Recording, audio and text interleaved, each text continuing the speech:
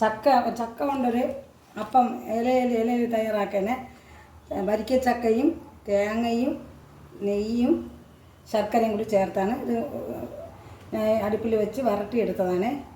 ഇത് ചക്കയും തേങ്ങയും ശർക്കരയും കൂടി എന്നിട്ട് മാവ് കുഴച്ച് വെള്ളം ചൂടാക്കി മാവിട്ട് കുഴച്ചെടുത്തിട്ട് അതിങ്ങനെ ഇലയിൽ പരത്തി ഇതെല്ലാം വച്ച് അപ്പം അവിക്കാനായിട്ട് എടുക്കാന്.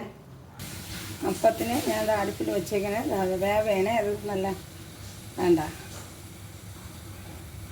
ഞാൻ അത് പിന്നെ എടുത്തതിന് ശേഷം കാണിച്ചു തരാം. ചായര കൂടി അപ്പം വെന്ത് അതിൽ നിന്ന് എടുത്തേനെ ഞാൻ ശകലം കഴിച്ച് നോക്കേണേ. നല്ല ചൂടാണ്, നല്ല ടേസ്റ്റാണ്, നല്ല വെന്ത് നല്ല ഇതായി, നല്ല മയമുണ്ട്. ഇതിൽ നമ്മൾ ഏലക്കായും ശകലം നെയ്യും കൂടി ചേർത്തിട്ടുണ്ട്, അത് പറയാൻ വിട്ടുപോയി. ചക്കരൊപ്പം ഏലക്കായും കൂടി ചേർത്തിട്ടുണ്ട്, നല്ല ടേസ്റ്റാണ്.